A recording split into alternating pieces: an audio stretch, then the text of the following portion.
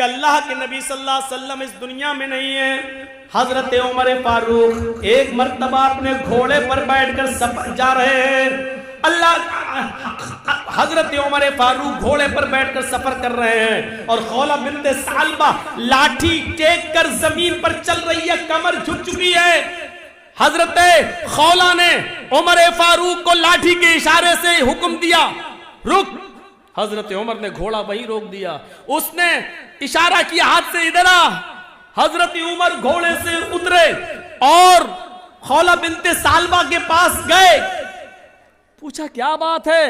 तसव्वुर कीजिए वो खौला बिन्ते सालबा जो अब बहुत बूढ़ी हो चुकी है, वो खौला बिन्ते सालबा जिसकी कमर झुक चुकी है, वो खौला बिन्ते सालबा जो लाठी टेक कर जमीन पर चल रही है, हजरत उमर को ललकारती है। उमर को घोड़े से उतरकर खौला बिन्ते सालबा के पास आना पड़ता है।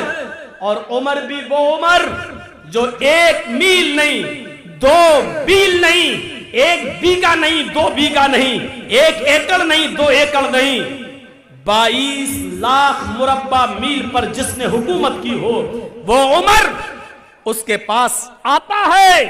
खौला बिन्ते सालबा कहती है, नीचे झुक, तेरे कान में कुछ कहना है। हजरत उमर ने जब अपना कान नीचे किया, खौला बिन्ते सालबा ने कुछ भी कहा, पता नहीं चल सका कि वो क्या कहा। खौला बिन्ते सालबा ने उमर के कान में कुछ कहा, लेकिन क्या कहा ना उमर ने बताया, ना आज तक किसी को पता चला। लेकिन सहाबा ने उमर फारूक को बड़े ताने दिए। अमीरुल मोमिनीन होकर एक मामूली औरत के सामने झुक गए। अरे वो आपके दरबार में आती है, किसी को भेजती, आपके घोड़े को रोका और आपने रोक लिया, उसने आपको बुलाया और आप चले गए। उसने कहा झुक, आप झुककर उसकी बात को सुनने लगे। तो हजरत उमर फारूक ने जो जवाब दिया, नौजवानों उस जवाब को सुनो। हजरत उमर फारूक ने कहा, आए मेरे साथियों, मेरा दिल भी कर रहा था कि इस औरत की बात न सुने, मैं अपने घर जाऊं और इसको जरूरत हो तो मेरे घर आए, किसी को भेजे। लेकिन मैं उतरा, मैं इसके पास गया, इसने कहा कान नीचे कर, मैंने कान नीचे किया।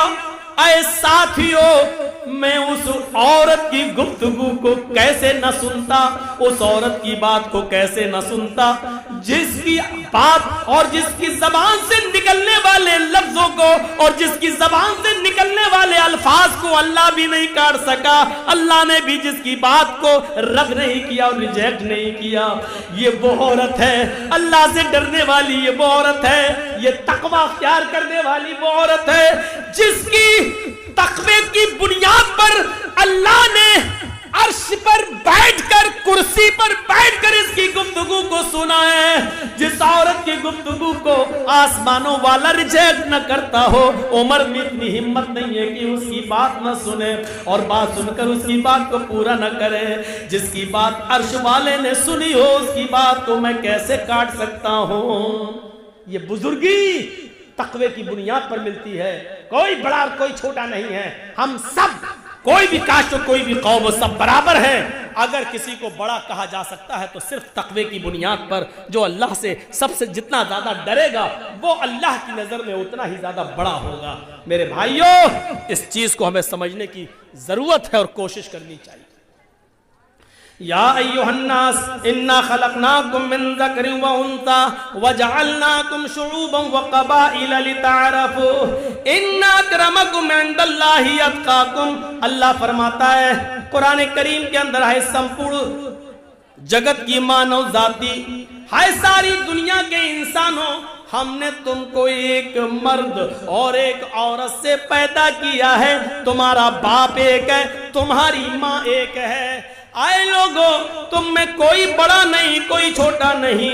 इन्ना अकरमकुम इंदल्लाहि अत्क़ाकुम, तुम में सबसे बड़ा वो है जो अल्लाह से सबसे ज्यादा डरता है, जो अल्लाह से सबसे ज्यादा खौफ खाता है। यहां पर आने के बाद अब हमें गौर करना चाहिए। आइए कुरान करीम की एक आयत और आपके सामने पेश करता हूं, उससे आप अंदाजा लगाइए। किसी से दुश्मनी हो सकती है, आपने मेरा हक मारा है, हमने आपका हक मारा है, आप हमारे दुश्मन, हम आपके दुश्मन, हो सकता है। गैर मुस्लिमों से भी दुश्मनी हो सकती है किसी भी बात पर,